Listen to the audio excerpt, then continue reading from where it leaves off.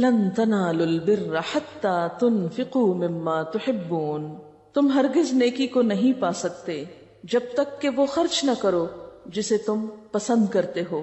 یعنی محض زبانی جمع خرچ سے بات نہیں چلے گی، صرف یہ کہنے سے بات نہ بنے گی کہ ہم اللہ کے پیارے ہیں، بلکہ جب تک اس محبت کا ثبوت دینے کے لیے اپنی محبوب ترین چیزوں کو اس کے راستے میں نہیں دو گے، یہ بات درست نہ مانی جائے گی.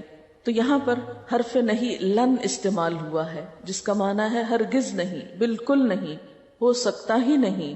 تنالو، تنالو کا لفظ نون واو لام سے ہے، نول، اس چیز تک پہنچنا یا حاصل کرنا جس کی انسان خواہش رکھتا ہو. نیلا کہتے ہیں مطلوب چیز کو، اور نائلہ پانے والی. اور البر بے رے بر کا معنی ہے خیر کامل، رحمت، رضائے الہی، جنت. تو لن تنالوا البر، تم ہرگز نہیں پا سکتے رحمت کو، اللہ کی رضا کو، جنت کو، حتی یہاں تک کہ تنفقو، تم خرچ کرو. انفاق فی سبیل اللہ پر بہت سی آیات گزری ہیں، لیکن یہاں انفاق یعنی اللہ کی راہ میں خرچ کرنے میں ایک نیا رنگ اور ایک نیا پہلو متعارف کرایا جا رہا ہے. اور وہ کیا ہے کہ اللہ کی راہ میں وہ خرچ کرو جو تمہیں بہت پسند ہے، جو تمہاری محبوب ترین چیز ہے.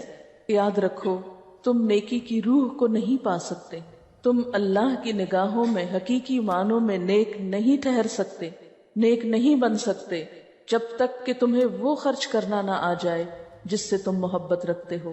یعنی اپنی پسندیدہ ترین چیز کو اللہ کی راہ میں دے کر ہی اللہ سے محبت کے دعوے کو سچا قرار دے سکتے ہو. روایات میں آتا ہے کہ جب یہ آیت نازل ہوئی تو صحابہ کرام نے اپنی چیزوں کا جائزہ لیا اور جو کچھ سب سے زیادہ پیارا تھا اسے اللہ کی راہ میں خرچ کیا. تو لن تنالوا البر حتی تنفقوا مما تحبون، ہرگز نہیں تم پا سکتے نیکی کو.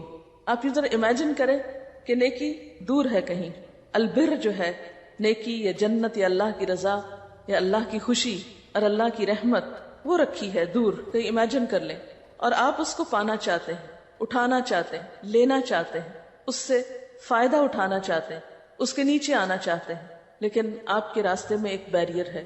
اور وہ بیریئر کیا ہے؟ آپ کی سب سے زیادہ پسندیدہ ترین چیز، محبوب ترین چیز. اللہ تعالیٰ نے ہمیں کیا بتایا؟ والذین آمنوا اشد حبا للہ، وہ لوگ جو ایمان لاتے ہیں اللہ کی محبت میں سب سے زیادہ شدید ہوتے ہیں. جن کے دل میں اللہ کی محبت پانے کی تڑپ ہوتی، وہ اس بر تک پہنچنا چاہتے ہیں، وہ اپنے اس راستے کی محبوب ترین چیز کو بھی ہٹا دیتے ہیں تاکہ وہاں تک پہنچ سکیں، اس کو پا سکیں. اور انہیں ایسا کرنے میں کچھ بھی مشکل نہیں ہوتی.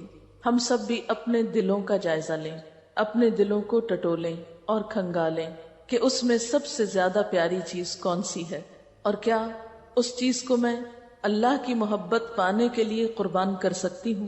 قربان کرنے کا مطلب کیا ہے؟ ایک تو یہ کہ وہ کسی کو دے دینا، جیسے مال وغیرہ. تو اس سے مراد صرف مال نہیں، یہ نہیں کہا کہ حتی تنفقوا من مالکم، یہ نہیں کہا گیا کہ تم اپنی بلانگنگز میں سے کچھ خرچ کرو. کیا کہا گیا ہے؟ لفظ کیا ہے؟ مما تحبون، اس میں سے جس سے تم محبت رکھتے ہو.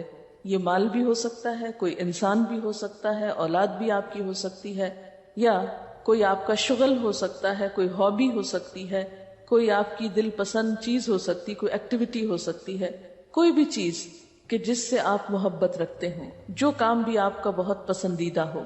اور پسندیدہ چیز سے مراد ضروری نہیں کہ کوئی بہت قیمتی چیز ہو، کہ مثلاً آپ کو اپنی ہیرو کی ایک انگوٹھی بہت پسند ہے تو آپ سمجھے کہ جب تک میں یہ قربان نہ کروں اس وقت تک اللہ کی محبت نہیں پا سکتی. تو یہ اس سے مراد نہیں. ہو سکتا ہے اس ہیرو کی انگوٹھی سے بڑھ کر کوئی اور چیز بھی آپ کو بہت پسند ہو. تو یہاں محبوب چیز کا مطالبہ کیا جا رہا ہے، قیمتی کا نہیں. اور بسا اوقات یہ بھی ہوتا ہے کہ جس انسان کے دل میں مال کی بہت محبت ہو اس کے لیے مال ہی بہت قیمتی بھی اور پسندیدہ بھی ہو. تو ہم میں سے ہر شخص کو خود دیکھنا چاہیے. اور پھر آپ دیکھیے کہ اللہ تعالیٰ نے ہمیں ایسی آزمائش میں نہیں ڈالا کہ جس پر ہم پورے نہ اتر سکیں. یہ نہیں کہا گیا کہ جو کچھ پسند کرتے ہو سارے کا سارا ہی دے دو، بلکہ کیا کہا گیا؟ مما، اس میں سے جو. تو من یہاں بعض کے لیے ہے، یعنی اگر سارا نہیں اور بعض حصہ بھی دے دو گے، کچھ حصہ بھی دے دو گے، تو اس سے بھی اصل مقصود پورا ہو جائے گا۔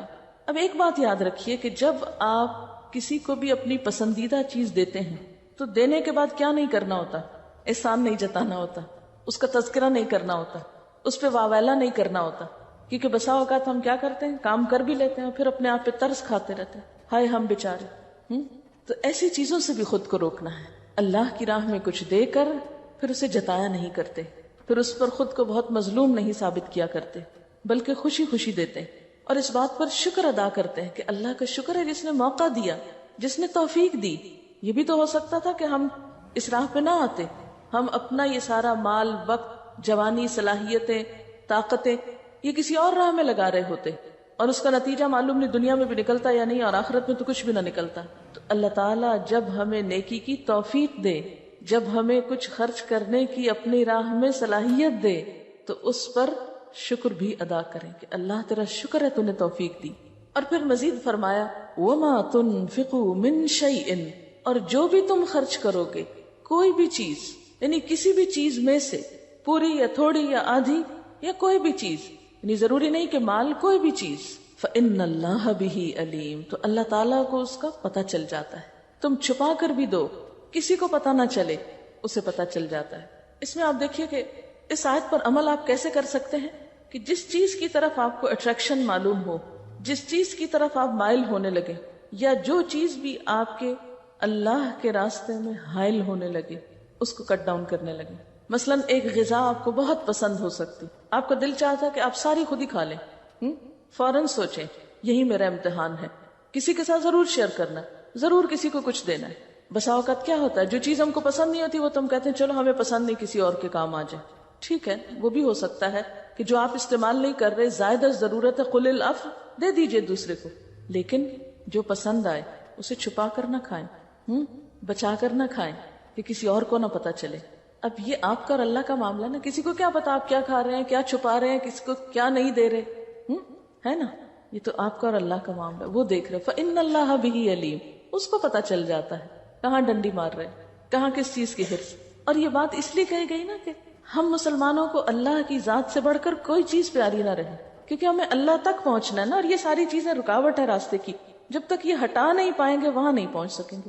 لن تنالوا البر، منزل تک نہیں پہنچ سکتے، اس کو نہیں پا سکتے۔ اپنی انا قربان کرنا، اپنی غلطی کو مان لینا، عاجزی اختیار کرنا، شوق اور محبت کے ساتھ نیکی کرنا، پسندیدہ چیز دینا، یہی وہ اسپرٹ آف اسلام ہے، یہی روح ہے اسلام کی، یہی دنیا میں انسان کو حقیقی مسلمان بنانے میں مددگار طرز عمل ہے کہ مومن کا دل بخل سے، حرص سے، حسد سے، بغض سے، نفرتوں سے پاک ہو جائے۔ کیونکہ جب دنیا کی محبت دل میں آتی ہے نا تو انسانوں کی نفرت آنے لگتی، سارے جھگڑے فساد ہی اس پر۔ جب آپ اپنی پسندیدہ چیز دے دیں گے تو جھگڑا ہی ختم ہو جائے گا۔ تم اللہ کی رحمت کو، اس کی جنت کو، پوری پوری نیکی کو، نیکی کی روح کو، نیکی کے جامع تصور کو، نیکی کی حقیقت کو اس وقت تک نہیں پا سکتے جب تک کہ کیا نہ کرو، حتی تنفقوا، یہاں تک کہ تم خرچ نہ کرو۔ کیا؟ مما، اس میں سے جو۔ من یہاں تبعیض کے معنوں میں ہے، بعض کے معنوں میں ہے، یعنی بعض وہ چیزیں، ساری نہیں، بعض، چند، فیو یا سم۔ مما، اس میں سے جو، تحبون، تم محبت رکھتے ہو، تم پسند کرتے ہو، جن کو تم چاہتے ہو، جب تک ان کو خرچ نہ کر ڈالو اللہ کے راستے میں، اس وقت تک تم نیک کہلانے کے مستحق نہیں ہو، جنت میں جانے کے قابل نہیں ہو۔ پھر انسان سوچتا ہے کہ کیا خرچ کرے، تو فرمایا وَمَا تُنْفِقُوا مِنْ شَيْءٍ، اور جو بھی تم خرچ کرو گے چیز میں سے، یعنی پوری چیز بھی نہیں، من شیئن، چیز میں سے، یعنی کچھ بھی چیز، کوئی بھی چیز، چیز کا کچھ بھی حصہ، تھوڑا یا زیادہ، فَإِنَّ اللَّهَ بِهِ علیم، تو بے شک اللہ اس کو جاننے والا ہے۔ اللہ کو سب پتا ہے کس نے کتنا، کیا، کب، کیسے، کن حالات میں خرچ کیا ہے۔ اس بات کی فکر نہ کرو کہ تمہارے دینے کی کسی کو خبر نہیں ہوئی، یا کسی نے اس پہ تمہاری تعریف نہیں کی، نہیں، جس کے نام پر تم دے رہے ہو اس کو پتا چل چکا ہے۔ سب سے پہلی بات تو یہاں پر ہم کو یہ سمجھنی ہے کہ خرچ کرنے سے مراد کیا ہے۔ اور کیا اس سے مراد صرف مال ہے یا کچھ اور خرچ کرنا بھی؟ جب تک کہ تم خرچ نہ کرو. تنفقو کا لفظ روٹ کیا ہے اس کا؟ نون فے قاف، نفق. نفق کس کو کہتے ہیں؟ ٹنل کو، سرنگ کو. ایک طرف سے ایک چیز جاتی ہے اور دوسری طرف سے نکل جاتی. اگرچہ اس کا معنی مال خرچ کرنا ہی ہوتا ہے، لیکن کوئی بھی چیز اللہ کے راستے میں دینا وہ انفاق کہلاتا ہے. جو بھی چیز آپ پوزیس کرتے ہو. اب آپ دیکھیے کہ کیا کچھ آپ پوزیس کرتے ہیں یا جن چیزوں سے آپ محبت رکھتے ہیں، جن کو اپنا کہتے ہیں، جن کو اپنا سمجھتے ہیں، کیا کچھ بتائیے؟ مال، اولاد اور وقت، کوئی بھی ہنر، سکلز، وہ چیزیں جن سے ہم محبت رکھتے ہیں. یعنی اس کا ٹاپک یہ ہوگا وہ چیزیں جن سے ہم محبت رکھتے ہیں. سب سے پہلے تو جان. سب چیزوں سے بڑھ کر تو انسان کو اپنی جان پیاری ہوتی ہے نا. پھر جان میں انکلوڈڈ ہے کیا؟ انسان کی ذاتی جتنی بھی صلاحیتیں ہیں وہ سب ٹائٹل اس کا ہو جائے گا. مثلا انسان کو اللہ نے اگر عقل دیا ہے، شعور دیا ہے، احساس دیا ہے، جوانی، پھر اسی میں نیند بھی آ جاتی ہے، اسی میں اور دلچسپیاں، شوق، وہ سب کچھ جو آپ کی جان سے متعلق ہے، یعنی جس میں آپ کی جان انوالو ہے یا جو آپ کے جسم اور جان سے ریلیٹڈ ہیں. ٹھیک ہے نا. جان کے بعد اولاد، پھر مال. مال میں کیا کچھ شامل ہوتا ہے؟ انسان کے پاس مال کی کتنی قسمیں؟ مثلا مال مویشی، جانور وغیرہ جو ہوتے ہیں، جیسے گھوڑے، غلام، زمینیں، جائیدادیں، کاروبار، دکانیں، یہ قسمیں ہیں نا اس کی. کیونکہ خالی مال ہم بولتے ہیں تو کوئی سمجھ نہیں آتی کہ کیا مراد ہے. بس مال مال ہے. اٹس ناٹ اونلی منی، وہ سب کچھ جو مال سے خریدا جاتا ہے. ٹھیک ہے. رشتہ دار، برادری، کنبہ، قبیلہ، خاندان، مال کی لسٹ میں کچھ چیزیں. زیورات، بینک بیلنس، لباس. مال میں گھر اور گھر کا سامان سارا، رکھ رکھاؤ، دیگر اشیاء. دیگر اشیاء میں پھر آپ بے شک جو جل چاہے مسلینیس میں سب ڈال دیں جو اوپر نہیں فٹ ہوا. اس میں گاڑی وغیرہ آ جائے گی. یہ تو ایک عمومی فہرست ہے نا. اس میں کمی بیشی ہو سکتی، کسی کو ایک چیز زیادہ پیاری ہو سکتی، کسی کو دوسری زیادہ محبوب ہو سکتی. آیت دوبارہ پڑھتی ہوں. لن تنالوا البر حتى تنفقوا مما تحبون. مما تحبون، ان چیزوں میں سے جن سے تم محبت رکھتے ہو. جب تک ان میں سے خرچ نہ کرو، ان میں سے نہ دو، اس وقت تک اللہ کی محبت حاصل نہیں ہو سکتی. تم نیک نہیں کہلا سکتے. بر کس کو کہتے ہیں؟ نیکی. تم نیکی کو پا نہیں سکتے. یہ تو بالکل ایسے ہی نا کہ جیسے کسی اونچی جگہ کوئی چیز رکھی ہوئی ہو. مثلا یہ بلب لگا ہوا ہے تو میں آپ سے یہ کہوں کہ تم اس وقت تک بلب نہیں اتار سکتے جب تک اس میز پہ نہ چڑھ جاؤ. تو میز پہ چڑھنا اگرچہ ایک مشکل کام ہے، لیکن اس پہ چڑھے بغیر وہ ہاتھ نہیں آتا. آپ نیچے کھڑے ہو کے 100 تمنا کرے کتنا خوبصورت ہے، کتنا اچھا ہے، یا یہ کہ فیوز ہو چکا ہے اور اسے اتارنا ہے تو میں اتار لوں، اچھلیں کودیں، کچھ کریں، سوچتے رہیں، تمنائیں کریں، خیالی پلا پکائیں، سب کریں، لیکن جب تک چڑھ کے اتاریں گے نہیں آپ بلب پا نہیں سکتے. تو یہاں اللہ تعالیٰ فرماتے ہیں لن تنالوا البر، پا سکتے ہی نہیں ہو، ہرگز نہیں پا سکتے، ہرگز نہیں حاصل کر سکتے جب تک کہ خرچ نہ کرو اس میں سے جس سے تم محبت رکھتے. اپنی محبوب چیزوں میں سے، اپنی پسندیدہ چیزوں میں سے جب تک نہ نکالو. کیونکہ عام طور پر خرچ کرتے وقت اگر ہم اپنی نفسیات دیکھیں تو کیا دیتے ہیں؟ عموماً جب آپ کسی کو کچھ دینے لگتے ہیں تو کیا نکالتے ہیں؟ اپنے آپ سے پوچھئے کیا دیتے ہیں؟ عمومی طور پر ہم سوچتے ہیں ہم غریبوں کو دے رہے ہیں، ٹھیک ہے نا، اور عموماً غریبوں کو ہی دیا جاتا ہے. تو جب غریب کو دینے کی باری آتی ہے تو ہم سوچتے ہیں غریب کا تو اس سے بھی کام چل جائے گا، ٹھیک ہے، چلے اس کا چل گیا کام، لہذا کافی ہے اور ہم نے بہت نیکی کا کام کر لیا. روکھا سوکھا، ٹوٹا پھوٹا، بچا کھچا دے کر. ایک طرف لکھیے مما تحبون اور اکول لکھیے روکھا سوکھا، بچا کھچا، ٹوٹا پھوٹا. ٹوٹے پھوٹے سٹول پہ چڑھ کے تم ستارے نہیں توڑ سکتے، ستارے نہیں لا سکتے. اس کے لیے مضبوط چیز پہ چڑھنا ہوگا، محبوب ترین چیز کو قربان کرنا ہوگا. لن تنالوا البر حتى تنفقوا مما تحبون. اس کا یہ مطلب نہیں کہ آپ بچا کھچا دے نہیں سکتے، وہ تو دے سکتے ہیں، دے دیں، نکال دیں، کل العفو، جو نہیں ضرورت نکال دو، لیکن صرف اس کے نکالنے سے نیک نہیں بن سکتے جب تک محبوب ترین چیز میں سے کچھ نہ نکالو. سارا نہیں، کچھ. من ما، من شیئن، دونوں دفعہ من آیا ہے. مما تحبون میں بھی من چھپا ہوا ہے اور وما تنفقوا من شیئن یہاں بھی من ہے. اس سے کیا پتا چلتا ہے؟ اللہ تعالیٰ کو پتا تھا کہ ہم کس قابل ہیں، اس لیے اس نے پوری چیز بھی نہیں مانگی، کہا اس میں سے کچھ ہی نکال دو، من بعض کچھ. اچھا ایسا کیوں کہا گیا؟ ایسا کیوں کہا گیا؟ نیک بننے کے لیے اس چیز کی شرط کیوں لگائی گئی؟ بتائیں گے آپ؟ البر کو آپ دیکھیں نا کہ بر نہیں پکڑ سکتے، بر کو نہیں پا سکتے، تو بر پانے کے لیے کچھ قیمت دینی پڑے گی، بل پے کرنا پڑے گا، محبت کی قیمت چکانی پڑے گی. اللہ سے محبت کا دعویٰ کرتے ہیں نا، پیچھے پڑ چکے ہیں والذین آمنوا اشد حبا للہ، دعویٰ کر لیا ہم نے. اس دعوے کو پار چڑھانے کے لیے اب کچھ خرچ کرنا ہوگا. اچھا آپ دیکھیے کہ جس سے بھی ہم محبت کرتے ہیں تو ہمارا رویہ کیا ہوتا ہے؟ ہم پھر اس کو اپنی ذات پر ترجیح دینے لگتے ہیں کہ نہیں. مثلا ماں اپنے بچے سے محبت کرتی تو پھر کیا کرتی؟ اپنی ذات پر اس کو ترجیح دیتی، یعنی خود سیکریفائس کر کے اسے کیا کرتی ہے؟ پریفرنس دیتی. خود نہیں سوتی اس کو سلاتی رہتی ہے، جب تک وہ نہ سوئے خود نہیں سوتی ہے نا. اسی طرح جب چھوٹے بچے ہوتے ہیں، جب خود نہیں کھا پی سکتے تو پہلے ماں اس کو کھلاتی سلاتی، یہ کھا لے پھر میں آرام سے کھاؤں گی. وہ روتا ہے سب کام چھوڑ دیتی، پہلے اس کو اٹینڈ کرتی. یہ سب کچھ کیوں؟ اس لیے کہ محبت ہے نا. ہم نے بھی اللہ سے محبت کا دعویٰ کیا، اب اللہ تعالیٰ ہمارا دل دیکھ رہے ہیں، ہمیں جانچ رہے ہیں، پرکھ رہے ہیں. کون؟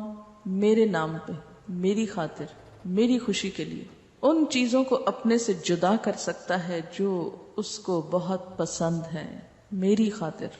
کیونکہ ہر وہ چیز جس سے ہم محبت رکھتے ہیں نا، وہ ایک طرح سے اللہ کے مقابل آ جاتی ہے. پتہ ہے آپ کو؟ پھر اللہ تعالیٰ اس کو چھڑا کے دیکھتے ہیں کہ میری خاطر اس کو چھوڑ سکتا ہے کہ نہیں چھوڑ سکتا. آپ دیکھیں کہ نبی صلی اللہ علیہ وسلم اور صحابہ کرام سے کیا کچھ نہیں لیا گیا اس دعوے کو سچا بتانے کے لیے. کیا کچھ چھوڑا تھا انہوں نے؟ کیا کچھ چھوڑا تھا؟ خاندان چھوڑا تھا نا. کتنے ہی لوگ جب مسلمان ہوئے تھے تو انہیں خاندان چھوڑنا پڑا تھا یا خاندان والوں نے ان کو چھوڑ دیا تھا. گھر وطن جب ہجرت کی تھی، حضرت ام سلمہ کیا چھوڑا تھا انہوں نے؟ شوہر، بچہ.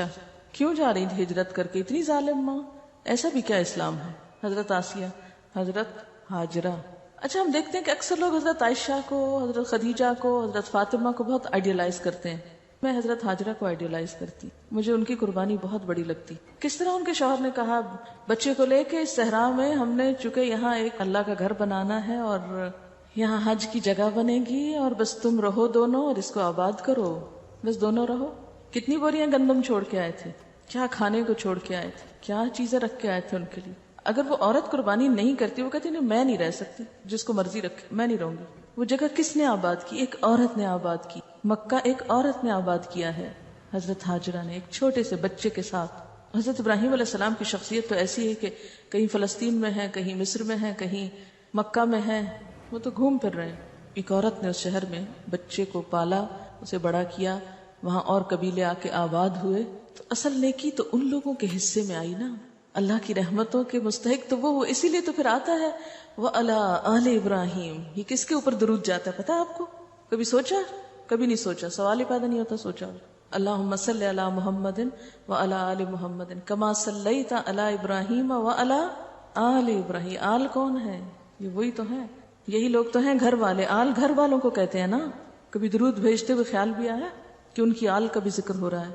ایسے ہی نیکی اور رحمتیں ملتی ہیں. البر، نیکی، رحمت، یہ رحمت کی دعائیں قربانیوں کی وجہ سے ملتی ہیں.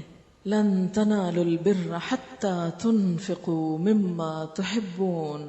تو آپ خود اپنا انالیسس کر سکتے ہیں کہ پارشلی یا فلی یا فار سم ٹائم یا فار ایور، کتنے عرصے کے لیے کیا کتنا قربان کر سکتا ہوں. یہ نہیں کہا کہ یہ آپ دیکھیے پھر دہرا رہی ہوں کہ یہ نہیں کہا سب کچھ دے دو، یہ نہیں کہا.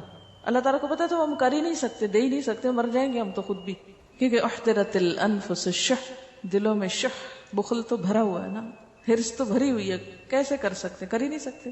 ہم تو جس چیز کو پوزیس کرتے ہیں، اون کرتے ہیں، پھر کہتے ہیں خبردار جو ہاتھ بھی لگائے اس کو. کچھ تو دے دو اس کی محبت کے لیے، کچھ تو قربان کرو اگر بڑے درجے چاہتے ہو. اس سے مراد یہ بھی نہیں کہ بہت بڑی اماؤنٹ ہو، بہت بڑی چیز ہو، بہت ہیوج ہو کچھ تو ہم کہ یہ دیا تو اب ہم نے کچھ کیا. یہ نہیں مراد. چاہے چھوٹی سی چیز ہو، چھوٹی سی، اور بڑی نصیب ہو تو بڑی. مثلا انصار میں حضرت ابو طلحہ رضی اللہ تعالیٰ عنہ کے سب سے زیادہ باغ تھے، زمیندار تھے. یعنی ان میں سے بیرحا کا باغ آپ کو سب سے زیادہ محبوب تھا. یہ مسجد نبوی صلی اللہ علیہ وسلم کے سامنے تھا. اب بھی کبھی آپ جائیں تو آپ دیکھیں سڑک پار کر کے سامنے والی سائڈ پہ جو جگہ ہے وہاں پر تھا. آپ اس باغ میں جایا کرتے تھے, وہاں کا عمدہ اور میٹھا پانی پیا کرتے تھے. کوئی باغ اچھا اسی وقت ہوتا ہے جب اس کا پانی اچھا ہوتا ہے, تو آپ پانی پینے جاتے. جب یہ آیت نازل ہوئی تو ابو طلحہ نے حضور صلی اللہ علیہ وسلم سے عرض کیا کہ میری ساری جائیداد میں سے بیرہا کا باغ مجھے بہت پیارا ہے, میں اس باغ کو اللہ کی راہ میں صدقہ کرتا ہوں اور اس سے ثواب اور اللہ کے ہاں ذخیرے کی امید رکھتا ہوں. آپ جہاں مناسب سمجھیں اسے استعمال کریں. آپ صلی اللہ علیہ وسلم نے فرمایا بہت خوب, یہ مال تو بالآخر فنا ہونے والا ہے, یہ تو چلا ہی جائے گا, تم خود نہیں دو گے, لے لیا جائے گا ایک دن. ایک دوسری روایت میں ہے کہ مال تو بہت نفع دینے والا ہے, یعنی ایک اور روایت کے الفاظ کیا کہتے ہیں کہ بہت ہی نفع مند باغ ہے, اس سے تو اتنا پھل آتا ہے. ایک ہوتا نا ایک پیس آف لینڈ, مگر اس سے کچھ اگتا نہیں, کچھ بنا نہیں, کچھ نہیں, بس پیس آف لینڈ ہے. مگر یہ تو اگا ہوا باغ ہے, اس کی قدر تو اس سے پوچھیں جس کسی کا باغ ہو اور پھلدار باغ ہو. پھر فرمایا اچھا تم ایسا کرو, اپنے غریب رشتہ داروں میں بانٹ دو. ابو طلحہ کہنے لگے بہت خوب یا رسول اللہ صلی اللہ علیہ وسلم, میں ایسا ہی کرتا ہوں, آپ جیسے کہیں گے ویسے ہی کر دوں گا. چنانچہ یہ باغ حضرت ابو طلحہ نے اپنے رشتہ داروں اور چچا زاد بھائیوں میں بانٹ دیا. ان رشتوں کو دینا اور مشکل ہوتا ہے, غریبوں کو دینا پھر آسان ہوتا ہے, کیونکہ ان سے ایک ہڈن جیلسی بھی ہوتی ہے. اچھا وہ کیا کر رہے ہیں, آگے نکل رہے ہیں, ہم سے پیچھے ہیں, ایک مقابلہ کمپٹیشن ہوتا ہے ان رشتوں سے. تو عموماً دنیا بھر ہم سے آگے نکل جائے ہمیں کوئی پرواہ نہیں, لیکن اگر چچا زاد اور خالہ زاد اور پھپھی زاد آگے نکلے تو ہم بہت پریشان, وہ ہم سے آگے نہ نکلے, ان کو تو پیچھے ہی رہنا چاہیے. اور عموماً یہ خواتین ہی ہوتی ہیں جو گھروں میں ایسے کمپٹیشن رکھتی ہیں, میرا بچہ ایسے اور فلانے کا ایسے اور اس کا ایسے اور اس کا. وہ دیورانیاں جٹھانیوں کی آپس میں نہیں بنتی نا, پھر وہ اس طرح کاٹتی بچوں کے دلوں میں اس طرح کے مقابلے پیدا کر کے, نفرتیں اور عداوتیں بو کر. تو چونکہ اللہ کی محبت میں محبوب ترین چیز دینا, اور دینا اس کو جس کو دے کر خوشی نہ ہو. لیکن جب اللہ کے لیے دینا ہو تو بس دے دیا, اللہ کو دے دیا نا, کوئی بھی لے جائے, ہمیں اس سے کیا کون لے جائے, ہمیں تو اس کے بدلے میں اللہ کی محبت چاہیے, اس کی رضا چاہیے. وہ مل گئی تو سب کچھ مل گیا, اور یہ تو بالآخر فنا ہونے والا ہی ہے. اسی طرح کچھ اور روایات میں آتا ہے کہ اس کے بعد ہر صحابی نے کچھ نہ کچھ ضرور نکالا, خواہ چھوٹی سی چیز تھی. حضرت زید کو اپنا ایک گھوڑا بہت پسند تھا, تو انہوں نے وہ لا کر حضور صلی اللہ علیہ وسلم کو دیا کہ میرا یہ گھوڑا مجھے بہت عزیز ہے, آپ اس کو اللہ کی راہ میں جہاں چاہیں استعمال کریں. تو آپ صلی اللہ علیہ وسلم نے کیا کیا, حضرت اسامہ کو بلایا اور اس کو اس پہ سوار کر دیا. کہنے لگے اللہ کے رسول صلی اللہ علیہ وسلم, میں نے تو اللہ کے راستے میں دیا. فرمایا تمہارا قبول ہو گیا, تم نے مجھے کہا نا جو چاہوں کرو, لے جاؤ. اصل میں اللہ تعالیٰ محتاج نہیں ہے, نہ اسے چیزیں چاہیے کسی کی, وہ تو یہ دیکھتا ہے کہ دل کیا ہے, وہ تو دل دیکھنا چاہتا ہے. حضرت عبداللہ بن عمر کی ایک لونڈی تھی, انہوں نے اس کو آزاد کر دیا. وہ کہتے ہیں کہ اب بھی میرے دل میں اس کے لیے اتنی محبت ہے کہ اگر کوئی چیز دے کر, یعنی دے کر نکاح کی بھی اجازت ہوتی تو میں اس سے یعنی دوبارہ نکاح ہی کر لیتا, کیونکہ آزاد کر کے لونڈی کو نکاح ہو سکتا ہے نا. اسی طرح اور بھی واقعات ملتے ہیں.